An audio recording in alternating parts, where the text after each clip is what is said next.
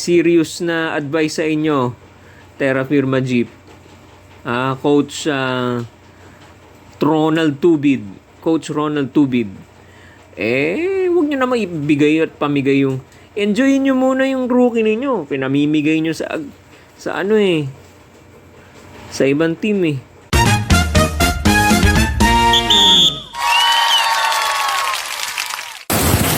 Magandang araw mga katokers, mga katokis, mga toshis. Welcome lang po sa ating panibagong vlog dito sa Talking Toshi Sports. Alright, magandang araw sa inyo lahat. At update lang tayo dito sa PBA, ano? At nalalapit na nga itong PBA rookie draft nila. Ganapin itong 7 ng Setyembre. Sa linggo na po yan, ano? At marami rin ng nakapasok na o nag-apply na mga rookies. So, bigyan po namin kayo ng updates at konting discussion tukol dito sa mga trades at mga free agents na bakante. Ibig sabihin na bakante, expire na yung contract tapos walang mapuntahan na mga teams or yung mga players na pwedeng pumirma sa kahit anong team, ano? So, dito tatalakayin natin yan sa ating video vlog na ito, mga kabayan. Alright, so simulan natin. Tara na! Alright, simulan natin ang pagtalakay dito sa mga nagaganap, mga latest updates dito sa Philippine Basketball Association. At ayan na nga, itong nakikita nyo sa inyong mga screens ay itong drafting order sa first round ng rookie draft, no, ng PBA na gaganapin sa September 7, ano? Alright, so yan po yung pagkakasunod-sunod ng pagpili. Right? So bigyan lang natin ng rundown itong mga teams na pipili ng kanilang mga napipisil at napupuso ang mga rookies. Okay? Mauna sa listahan, syempre yung kulelat yung kulelat sa mga conferences last season. Okay, walang iba kundi ang Terra Firma Jeep na akala natin ay ibebenta, yung pala iba ibebenta. Anyway, Terra Firma Jeep. Sila una-una. Baka na naman itapon niyo yan, ha? Itapon niyo na naman tong kukunin niyo kung kukunin niyo ngayon, baka na naman itatapon nyo na naman sa SMC o di ka sa MVP group. Ha? Wag naman sana. Serious na advice sa inyo, Terra Firma Jeep. Coach Ronald Tubid. Coach Ronald Tubid. Wag nyo naman ibigay at pamigay yung... Enjoyin nyo muna yung rookie ninyo. Pinamimigay nyo sa ibang team eh. Bro mo kung hindi nyo lang ipinamigay yung first round pick ninyo noong mga nakaraan siguro medyo mangat-angat na kayo sa standings at baka mamaya nagkaroon pa nga kayo ng championship championship crown. Okay? Yan lang ang advice natin sa Terra Firma. Anyway, una kayo sa linggo, no? Ngayon ito, yung second, nakikita nyo, Phoenix Fuel Masters. Yan ang original. Pero kamakailan, nagkaroon ng trade between Phoenix Fuel Masters, Converge Fiber Xers, at Northport Batang Pier. Yung Northport Batang Pier na may issue rin yan, ano? Mamaya, papahapyawin natin yan. Yung Phoenix Fuel Masters, nakuha yung number 8. Tingnan niyo yung number 8. Yung number 8 pick sa first round ng Converge. So, palit sila. So, ang Converge ngayon, number 2. Pangalawang pipili. Ang Phoenix magiging number 8. Yun yung una-una nilang pili. Okay? In exchange dito sa ilan sa mga players na to, no? si si Larry Muyang, si Evanele, at saka si si Ambo. Ay, no. Hindi pala. Sorry. Si ano pala?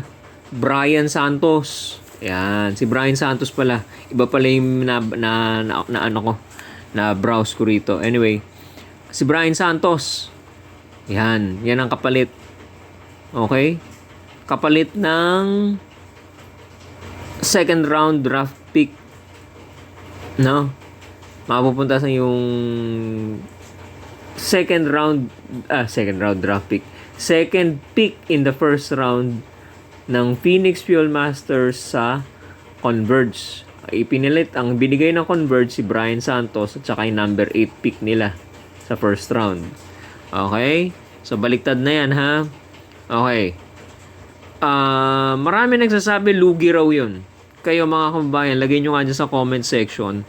Lugi ba ang Converge ang Phoenix Fuel Masters sa trade na yon? Pero number 2 ka na. Ito sa akin, number 2 ka na. At malaki pa ang possibility na makakuha ka ng magaling na rookie. Tapos pinamigay mo pa si Brian Santos. Tapos naging number 8 ka pa. Okay? Malamang magaling tong number 2 na makukuha ninyo. Tapos pinamigay ninyo. Okay? So, tiba-tiba ang Converge dito, mga kababayan. Sa tingin ko lang. Mamaya, sasabihin ko sa inyo bakit sila tiba-tiba. Okay? Yan. Punta muna tayo dito sa Blackwater Bossing. Sa number 3 sila. Okay? Alright.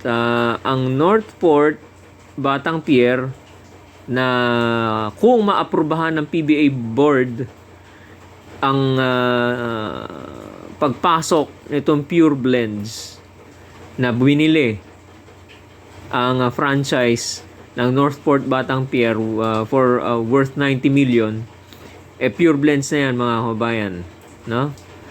So Pure Blends / Northport Batang Pier ang number 4. Susundan ng NLEX Road Warriors. Number 6, Magnolia Chicken Templados Hot Shots. Okay, ito nagre-rebuild din to, mga kababayan. So, tingnan natin, Meralco Bolts. Tapos number 8, Phoenix Fuel Masters. Tapos number 9, San Miguel Beermen. Number 10, Rain or Shine, Elasto Painters. Barangay Ginebra ang susunod. Tapos Rain or Shine, Elasto Painters. Nakuha nila ito dun sa trade ng TNT. Okay? Alam nyo, itong Rain or Shine, very rich in picking. Mayaman sila sa pagpili ng mga rookies na mga bago nilang ite-train. Bakit? Sa first round, 2 beses magpipili si Coach Yeng Yao. Okay? So, siya yung pinakamarami actually, yung ibang team, tigit-tigisa lang, siya yung 2. Kasi nga, mayroon silang trade ng TNT dati. So, ito inaani na niya ngayon, So, first round. Mag-e-end ng first round sa Rain or Shine. Okay? Wherein 2 beses kukuha ng rookie si Coach Yeng Yao. Okay, punta tayo sa second round. Alright, Barangay Ginebra, ang number 1 sa second round. Nakuha nila sa Terra Firma. Yan yung trade ng Christian Stan Hardinger tsaka ng Stanley Pringle yata, kung di ako nagkakamali. Okay, tapos Phoenix Fuel Masters, Blackwater Bossing, Northport Batang Pier, Pure Blends, NLEX Road Warriors, Terra Firma Jeep. Ito yata yung ano ba to? Sino yung kay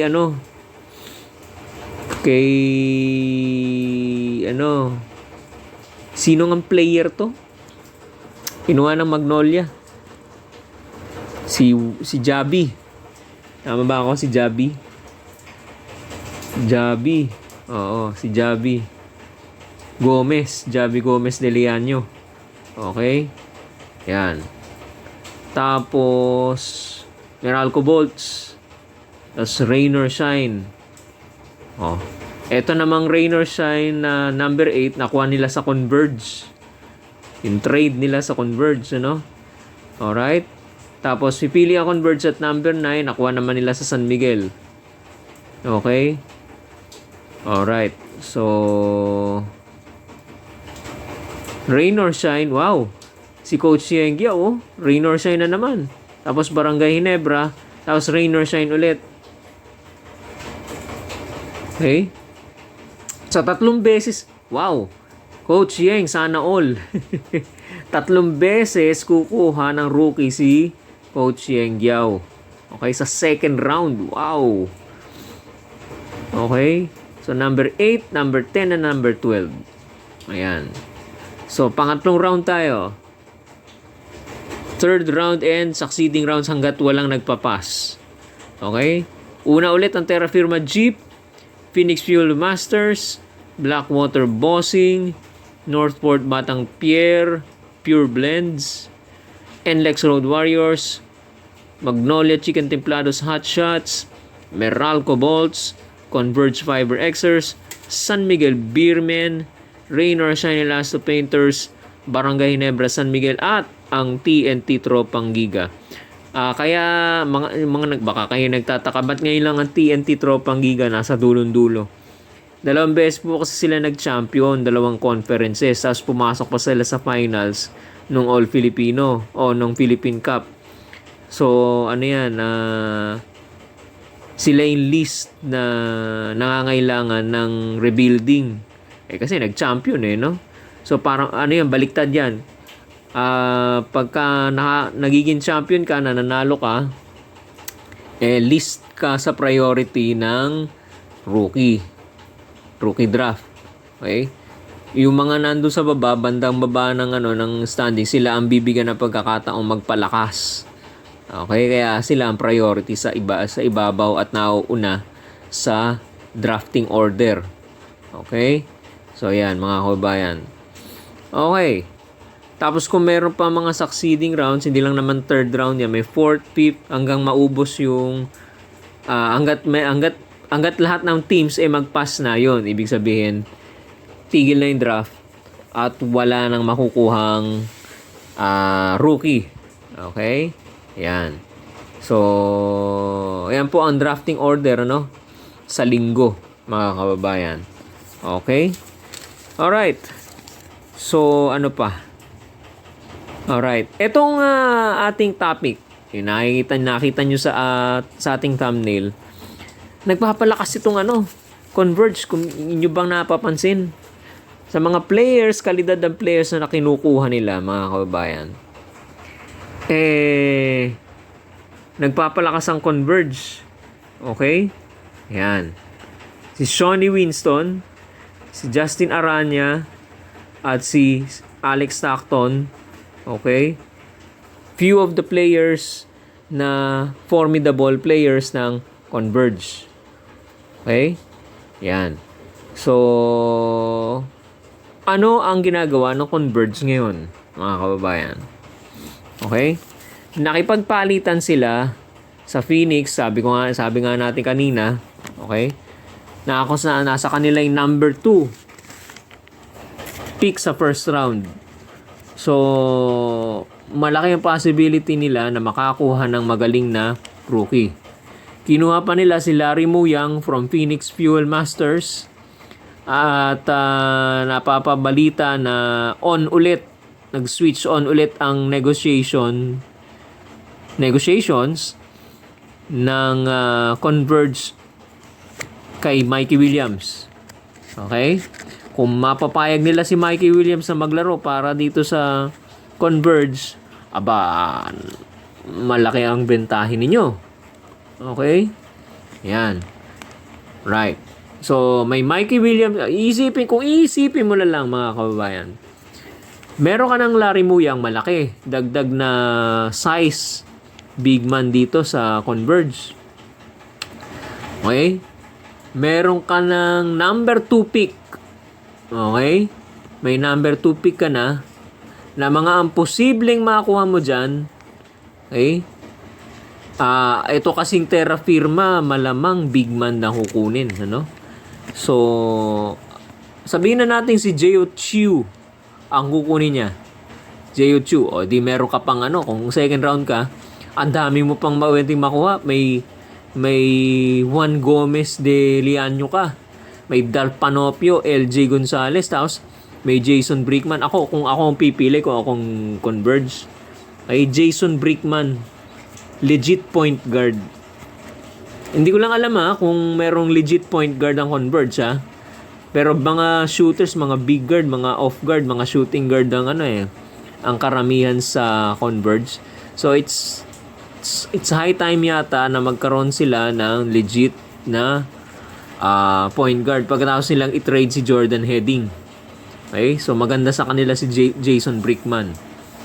Okay? Yan. Alright. So kung ano man dyan, malalakas itong mga rookies na nabanggit ko. Tapos may Mikey Williams ka pa. Kung sakasakali. Tingnan nyo naman. Tapos ang mga kalaro mo, itong si Sonny Winston, Justin Aranya, at itong si Stockton. Okay? Tapos may Justin Baltasar ka pa pala. O hikitin nyo naman yung yung pagpapalakas ng Ubi Nation or ng Purple Nation ngayon, yung Converge. So itong lineup nilang ito, titingnan ngayon natin if it will stand. Kung ito ba ay tatayo at tatagal pag naibangga na ito do sa mga higanting mga teams ng SMC at saka ng MVP. Okay, San Miguel, Ginebra. Ang Ginebra naghahanap din ng malaki kasi nga ito si Japet Aguilar medyo nag-age na rin. Sinong papalit kay Japet Aguilar at saka sa point guard meron na si Abarrientos, Dahil wala na nga nag-coach na nga itong si LA Tenorio sa kabila, sa Magnolia. Magnolia naman, papalit kay Rafi Ribis. Tapos, meron pa silang Juan Gomez. Okay?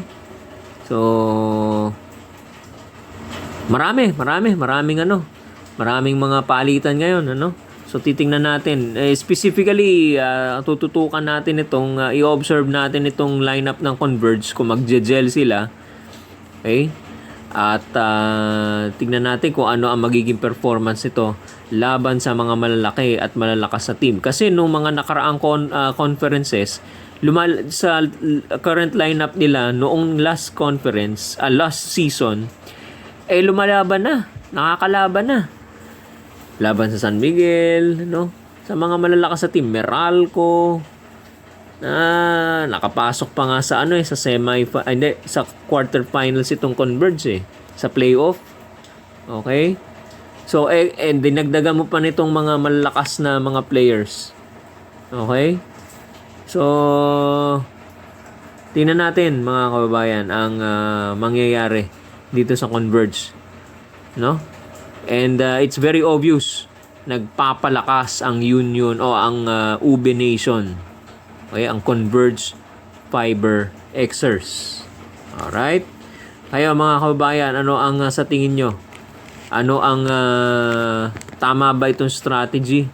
O tama ba ang ating observation na nagpapalakas na nga itong Converge para malaki ang tsansa nila? Okay? Na makapag-champion, malampasan itong mga higanting mga teams sa PBA ng SMC at saka ng MVP. Alright? So, mawawala na kaya yung farm team? Ito kayang Terra Firma Jeep sa season 50 ng PBA ay mawawala na ang pagka-farm team, so to speak. At itong